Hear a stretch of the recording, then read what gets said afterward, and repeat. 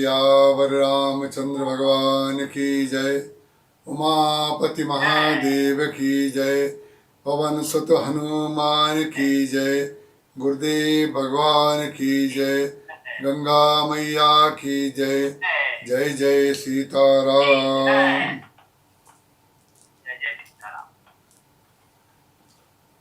निज पद नयन दिए मन, राम पद कमल लीन। कल हम लोगों ने राधा माधव जी के दिव्य दर्शन किए। दर्शन करने के लिए मैं बैठा, करीब 9-10 मिनट तक आप लोगों के साथ था।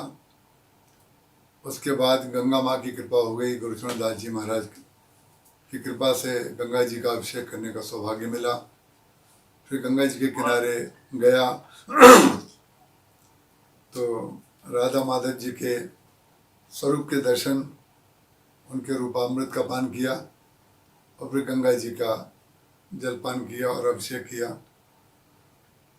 तो कल हम लोग इस समागम को नहीं कर सके। तो निज पद नयन दिए मन, राम पद कमल लीन। श्री सीता जी अशोक वाटिका में वृक्ष के नीचे बैठी हुई हैं और अपने चरणों की ओर देख रही हैं। निज पद नयन दिए मन, राम पद कमल लीन। कृपा करके ध्यान से सुनेंगे। परम दुखी भा पवन सुत देख जानकी दीन। तो अपने पैरों की ओर देख रही हैं और भगवान के चरणों में लीन हैं। इसमें बड़े भाव छुपे हुए हैं। गोस्वामी तुलसीदास जी महाराज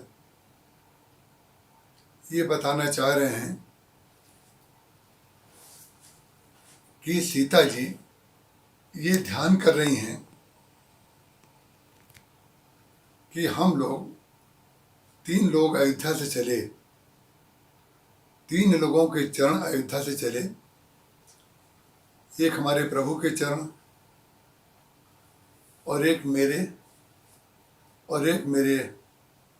पुत्र तुल्य अनुज लक्ष्मण के। लेकिन मेरे चरण भगवान से अलग हो गए। लक्ष्मण के चरण भगवान के साथ हैं। जिन चरणों में मैं लीन हूं, उनके साथ जो चरण हैं वे चरण भी धन्य हैं। श्री सीता जी अपने चरणों को कदाचित ये उलाहना दे रही हैं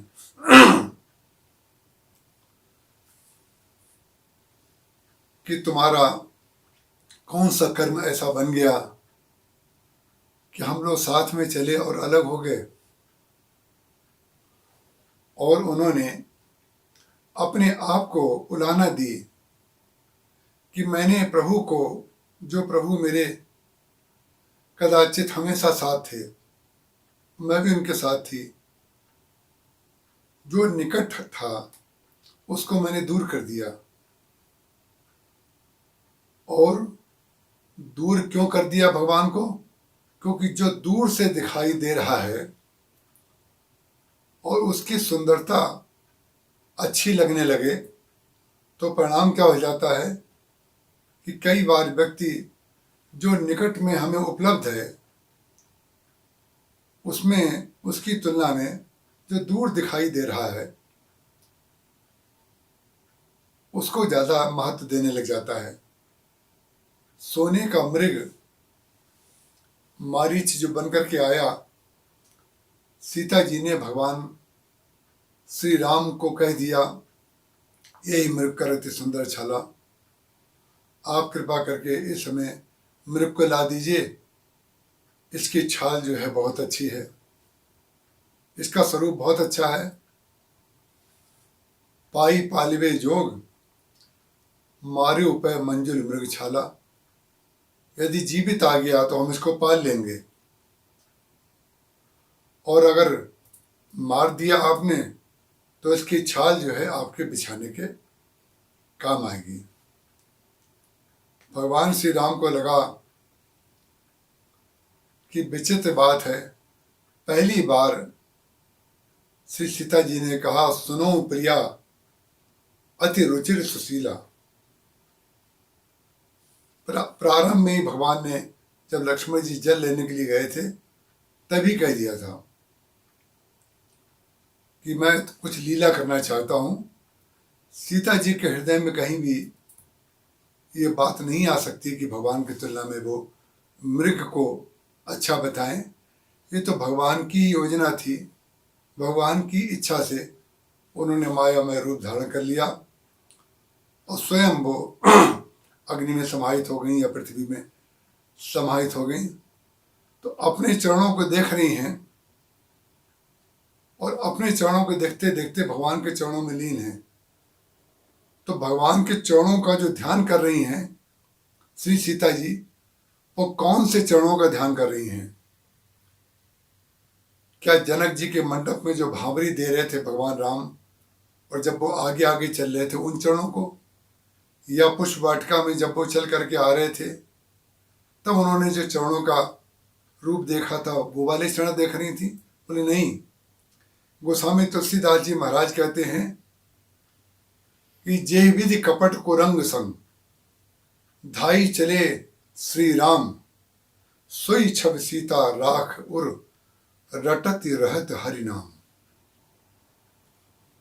जिस प्रकार से भगवान श्री राम उस कुरंग मारीच सोने के मृग के पीछे जिस तरीके से फेंटा बांध करके और धनुष और बाण लेकर के दौड़े थे, और भगवान जब दौड़े तो श्री सीता जी उनको देख रही थी। भगवान का पृष्ठभाग दिखाई दे रहा था और भगवान दौड़े चले जा रहे हैं, दौड़े चले जा रहे हैं। श्री सीता जी की दृष्टि एकटक भगवान की ओर है कि कितनी दूर तक चले गए, और थोड़ी देर के बाद भगवान राम और मारीच दोनों ही दिखाई देने बंद हो गए। जे विधि कपट को रंग संग धाई चले श्री राम, सोई छवि सीता राख उर रटत रहत हरि नाम। उसी छवि को सीता जी ने अपने हृदय में धारण कर लिया। इसलिए धारण कर लिया कि मैंने ही प्रभु को प्रेरित करके अपने से दूर कर दिया। सोई छवि सीता राख उर रटति रहति हरि नाम। हमारे महाराज श्री गुरुदेव पूज्य श्री राम किंकर जी महाराज एक बहुत बढ़िया बात कहते थे कि भगवान का जो नाम है ना, राम राम राम राम राम राम राम, ये राम नाम जो है जीवन की प्रत्येक स्थिति में, अभी भी सौरभ जी बहुत सुंदर भजन सुना रहे थे कि अगर जीवन को धन्य करना है तो राम नाम ले लीजिए, राम नाम का जप करिए। तो चाहे भजन के द्वारा वही बात कही जाए, चाहे प्रवचन के द्वारा कही जाए, चाहे ध्यान के द्वारा उसको अनुभव किया जाए, चाहे योग के द्वारा उसको धारण किया जाए, लेकिन बात तो एक ही है कि महाराज जी कहते थे कि राम नाम की साधना हमारे जीवन में हर क्षेत्र में काम आएगी। कैसे काम आएगी? बोले देखिए, हमारी और आपकी स्थिति या तो बहुत आनंद में होती है, कभी कभी आपने अनुभव किया होगा कि बिना किसी कारण के भी बहुत आनंद की अनुभूति होती है, और कभी कभी आनंद एक अलग वस्तु है, कभी कभी मन बड़ा शांत होता है, कोई कारण नहीं, कभी कभी मन की स्थिति बड़ी शांत हो जाती है और कभी कभी मन बड़ा दुखी हो जाता है। कभी कभी कभी तो इनका कारण रूप सामने मालूम पड़ता है, आनंद क्यों है, शांत क्यों है और दुखी क्यों है। कभी कभी तीनों स्थिति अकारण भी होती है। तो राम नाम की साधना जो है आनंद में कैसे करें और दुखी हृदय में कैसे करें, और जब शांत चित्त हो तो कैसे करें। तो हमारे महाराज जी कहते थे कि जब दुखी मन हो, बहुत अधिक मन ना लग रहा हो, तो राम नाम को अकेले कमरे में या छत पर जाकर के जोर जोर से, या गंगा जी के किनारे जाकर के राम राम राम राम जोर से बोलना चाहिए। और जब जोर से बोलेंगे तो परिणाम क्या होगा? राम नाम का जो प्रभाव है, जब आप उच्चारण करेंगे तो आपको सुनाई भी देगा, सुनाई देगा और जब बोलेंगे तो श्वास बाहर निकलेगी। तो आपका जो दुख है, अवसाद है, वो बाहर निकल जाएगा राम नाम के प्रभाव से। जो अमृत तत्व है वो अंदर रह जाएगा। तो दुख में तो भगवान के नाम का उच्चारण रट करके कहीं करना चाहिए, जो श्री सीता जी कर रही हैं। रटत रहत हरि नाम। जो दुख का समय है उस समय सीता जी रट रही हैं राम नाम को। और जब मन शांत हो, सहज रूप से शांत हो, तो माला लेकर के धीरे धीरे आराम से जप करना चाहिए। जप में गिनती की प्रधानता नहीं होनी चाहिए, प्रेम की प्रधानता होनी चाहिए।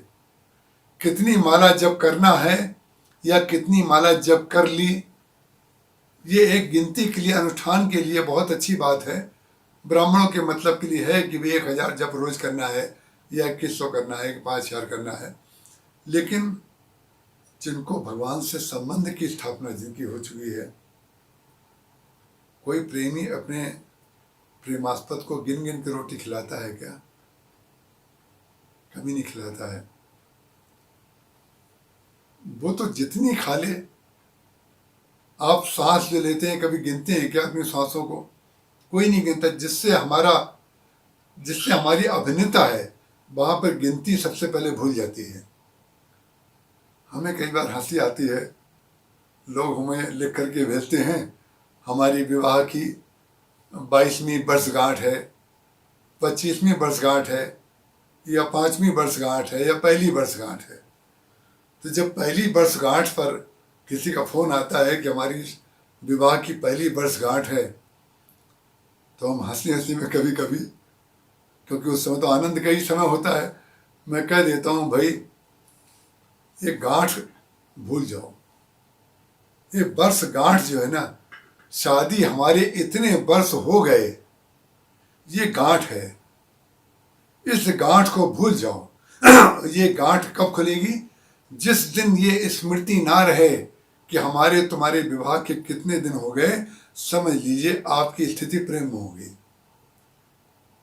ये याद रखना कि कितने दिन हो गए। पर जप में भी याद नहीं, आनंद से जप कर रहे हैं। मन मगन भया तो को बोले, हंसा पाया मान सरोवर, ताल तलैया को डोले। कभी माला हाथ में आ गई, कभी माला हाथ से छूट गई, लेकिन जब माला आई तो उसी के लिए आई, माला छूटी तो उसी के लिए छूट गई।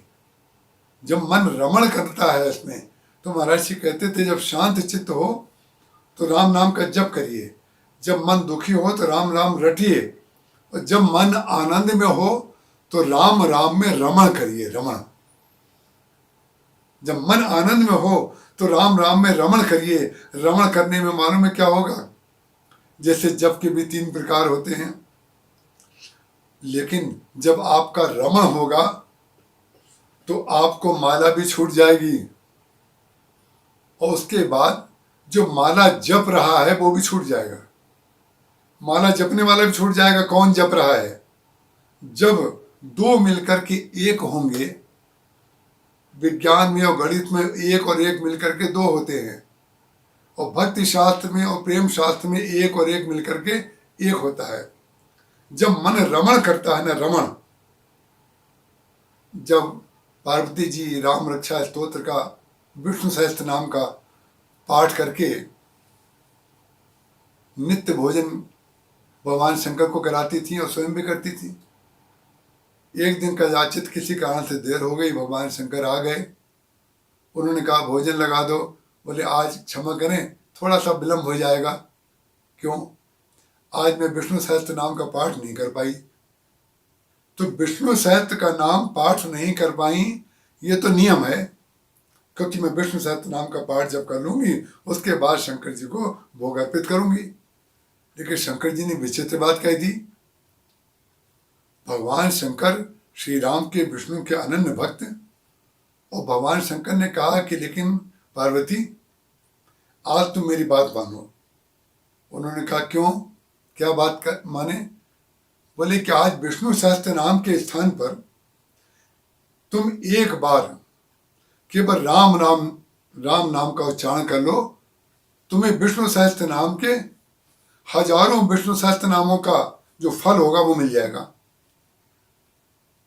तो पार्वती जी ने, विचित्र बात है, यदि पार्वती जी उस दिन शंकर जी की बात ना मानती और वो ये कहती कि नहीं मेरा तो नियम है, नियम माने हम इतनी माला जप करेंगे और इतनी माला जप करे बगैर हम भोजन नहीं करेंगे, या हम कोई कार्य में मन हमारा नहीं लगेगा, हम कोई कार्य नहीं करेंगे, ये नियम है। लेकिन नियम जो होता है उसका फल जिस दिन मिलने वाला होता है उस दिन नियम टूटता है, ये ध्यान रखिएगा। एकादशी का पारण जो है वो द्वादशी को ही होगा, और जिस दिन एकादशी का पारण एकादशी के दिन कराने वाला आ जाए तो समझ लीजिए आज हमारी जो साधना है वो परिपूर्ण हो गई, आज उसने आकर के फल दे दिया। तो भगवान शंकर ने कहा राम नाम का उच्चारण कर लो, और पार्वती जी ने उनको प्रणाम करके उसको स्वीकार कर लिया और राम नाम का उच्चारण किया। और भगवान शंकर को इतना प्रिय लगी पार्वती कि उन्होंने अपनी जंघा पे उनको बैठा करके कहा आज तुमने जो मेरी आज्ञा का पालन किया है, अपने नियम को छोड़ करके, अपनी उपासना, अपने नियम को छोड़ करके जो तुमने मेरी बात पर विश्वास किया, ये तुम्हारा अनन्य प्रेम जो मुझसे है, यदि वो बात ना मानती तो सती तो बनी रहती वो, लेकिन पार्वती नहीं हो पाती। ऐसा नहीं है कि सती रूप में शंकर जी से उनका प्रेम कम था, लेकिन सती रूप में जो उनका प्रेम था उसमें सती मैं हूं और शंकर वो हैं, मैं दक्ष की पुत्री हूं, ये याद था। लेकिन जब वो पार्वती थी तो ना मैं पार्वती याद हूं, ना मैं हिमालय के पुत्री याद हूं, ना मैं मैना के पुत्री याद हूं। उनको शुद्ध सत्व में जब श्रद्धा में स्थिति होती है तो परिणाम क्या हो जाता है, श्रद्धालु के अंदर श्रद्धे के प्रति जो विश्वास होता है वही उसका फल होता है। राम रामेति रमे रामे मनोरमे सहस्त्र नाम तत्तुल्यम राम नाम वरानने। एक बार राम नाम लेने का फल हजारों बार विष्णु सहस्त्र नाम के फल के बराबर हो गया। तो जब हमारे अंदर आनंद की स्थिति जीवन में कभी हो तो हम लोगों को राम नाम में रमण करना चाहिए। तो श्री सीता जी जो हैं वो आज अपने पैरों की ओर देख रही हैं, निज पद नयन दिए मन राम पद कमल लीन, परम दुखी व पवन सुत देख जानकी दीन, और तरु पल्लव मोर रहा लुकाई, करई विचार करो का भाई। ये विचार जो है ये जीवन में बहुत महत्वपूर्ण है। विचार का तात्पर्य क्या होता है देखिए, श्रवण, मनन और निधिध्यासन, आपने 3 शब्द निश्चित रूप से, कोई भी सत्संगी ऐसा नहीं है जिसने इन शब्दों को ना सुना हो, और कोई संत ऐसा नहीं है जिसने इस शब्द का उच्चारण कभी अपने सत्संग में ना किया हो। श्रवण, मनन और निधिध्यासन, पहले सुनिए और सुन करके उसको धारण करिए, और धारण करने के बाद फिर क्रियान्वयन करिए। जीवन में क्रियान्वित करने से पहले धारण कर लीजिए। और धारण क्या करेंगे, जो सुना होगा, और सुने हुए से ही ज्ञान जाता है। ज्ञान का संबंध, धारण का संबंध श्रुति से है, श्रुति कान से है। इसीलिए जो वेद का दूसरा नाम है वो श्रुति है, और श्रुति के द्वारा जो ज्ञान जाएगा वो धारण हो जाएगा हृदय में। पहले कान से सुना, उसके बाद हृदय में धारण किया, और फिर हाथ पांव के द्वारा उसको क्रियान्वित किया। श्रवण, मनन और निधिध्यासन, कोई भी कार्य करने से पहले, कि जैसे हनुमान जी महाराज पत्ते के अंदर बैठ गए और फिर सोच रहे हैं, करई विचार करो का भाई, तरु पल्लव मोर रहा लुकाई। ये विचार जीवन का बहुत महत्वपूर्ण पक्ष है। श्रवण, मनन और निधिध्यासन, ये पुराणों और शास्त्र की भाषा में कहा गया। और भगवान शंकर,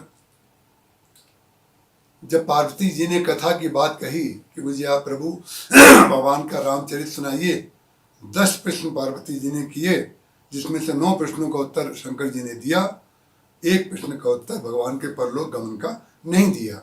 लेकिन कथा कहने से पहले भगवान शंकर ने क्या किया, शंकर जी जो हैं पहले अंतर्ध्यान हो गए, अंदर चले गए, ध्यान करने लगे। और जब ध्यान करने लगे उसके बाद उन्होंने रामचरितमानस को पहले अंदर देखा। मगन ध्यान रस दंड जो, वही श्रवण मनन और निधिध्यासन को ध्यान में रखिएगा। इसी को रामचरितमानस में गुरु वशिष्ठ ने समझब कहब करब करके कहा है भरत जी को। समझब कहब और करब, पहले समझ लो, फिर कहो, और फिर जो कहो वो करो जरूर। समझब कहब करब, श्रवण मनन और निधिध्यासन, और ध्याता ध्यान और ध्येय, जो त्रिशता के संदर्भ में आपसे कह रहा था। ये तीन जो सोपान हैं ये जीवन में बहुत आवश्यक हैं। मगन ध्यान रस दंड जुग, जब हम राम कथा को कहने के लिए चलें, किसी को बताने के लिए चलें, तो पहले ध्यान कर लें। ध्यान करने का तात्पर्य उन लीलाओं को अंदर ले लें, पहले अंदर ले लें। अंदर लेने के बाद उसको धारण करें, और धारण करने के बाद फिर नेत्र खोलें, और नेत्र खोल करके जो हमने अनुभव अंदर किया, जो हमने चिंतन किया, जो हमने गुरु परंपरा से सुना, उसको पहले धारण किया जाता है। धारण करने के बाद हमारी बुद्धि ने उसको जिस रूप में ग्रहण किया, हमारी बुद्धि ने जिस रूप में ग्रहण किया का तात्पर्य होता है, जब तक हम स्वयं ही नहीं स्वीकार करेंगे सुने हुए सत्य को, जब तक हमारे विवेक ने, हमारे हृदय ने स्वीकार नहीं कर लिया है, तब तक हम आपको बताएंगे कैसे, और बताएंगे तो आपको समझ में नहीं आएगा। मगन ध्यान रस दंड जुग, और पुनि मन बाहिर कीन, रघुपति चरित महेश तब हर्षित बरने लीन। पहले शंकर जी अंदर गए, अंदर जाने के बाद 2 दंड तक उन्होंने ध्यान किया। सारी लीलाएं जब भगवान की उनके हृदय में आने लगी, मान ली लीलाएं चलने लगी, उनको देखने लगी, जैसे कमेंट्री होती है। कमेंट्री में कोई कमेंट्री करने वाला आंखों देखा हाल जो सुनाते हैं, वो अपने मन से थोड़ी सुनाते हैं, जो हो रहा है उसी को सुना देते हैं। तो जब लीलाओं का मंचन शंकर जी के हृदय में होने लगा, उसके पश्चात उन्होंने नेत्र खोले और पार्वती जी से कहा, धन्य सती पावन मति तोरी, रघुपति चरण प्रीत नहीं थोरी। पूछो रघुपति कथा प्रसंगा, सकल लोग जग पावनी गंगा। तुमने इतना सुंदर प्रश्न किया है कि तुमने गंगा का जैसे अवतरण होता है, इसी प्रकार से आज मेरे मुख से राम कथा गंगा का अवतरण होगा। और गंगा का अवतरण भी कैसे होता है? गंगा भी पहले गंगोत्री से आई, गंगोत्री के बाद फिर प्रयाग में गई, और प्रयाग के बाद गंगा सागर में गई। पहले उद्गम और फिर संगम और फिर समागम। पहले उद्गम हो, स्वांता सुखाय तुलसी रघुनाथ गाथा, भाषा निबद्ध मति मंजिल मातनोती। पहले अपना सुख तो ले लीजिए। मगन ध्यान रस दंड जुग, पुनि मन बाहिर कीन। पहले शंकर जी ने अपने आनंद के लिए स्वांता सुखाए, राम कथा लिखने चलिए, राम कथा कहने चलिए, कोई भी कार्य करने चलिए, तो पहले आपको उसमें आनंद आना चाहिए। चाहे वो जप हो, चाहे वो साधना हो, चाहे वो कर्म हो, चाहे वो व्यवहार हो, जिसमें आपको और हमें स्वयं ही आनंद नहीं आ रहा है, उस कार्य में हमें श्रम की अनुभूति होगी। और जिसमें हमें आनंद आया है उसमें हमें विश्राम की अनुभूति होगी। जाकी कृपा लवलेश थे। जब रामचरितमानस पूरा कर दिया गोस्वामी तुलसीदास जी महाराज ने, तो भगवान ने कहा कि भाई तुमको क्या मिला? तो उन्होंने कहा, जाकी कृपा लवलेश थे, मत मंद तुलसीदास हूं। अरे जिनकी कृपा के लवलेश से जो मतिमंद तुलसीदास था, पायो परम विश्राम। रामचरितमानस जैसा जो छयो शास्त्र सब ग्रंथन को रस, सारे ग्रंथों को पहले उन्होंने पढ़ा, फिर धारण किया, और फिर धारण करने के बाद रामचरितमानस को लिखा। और लिखने के बाद बड़ा श्रम होना चाहिए, इतना मोटा ग्रंथ लिख डाला। कई बार लोग कहते हैं भाई इतना काम करके अब मुझे बड़ा अच्छा लग रहा, बड़े विश्राम की अनुभूति हो रही है। उसका कारण क्या है? उन्होंने कहा पायो परम विश्राम। बोले क्यों? बोले राम समान प्रभु नाही कहूं। ये राम का चरित्र ही ऐसा होता है जिसमें श्रम करने के बाद भी विश्राम की अनुभूति होती है। कितना भी गाइए, कितना भी चलिए, बद्रीनाथ जाइए, केदारनाथ जाइए, गंगोत्री जाइए, जमुनोत्री जाइए, बड़ी थकान होगी आपको।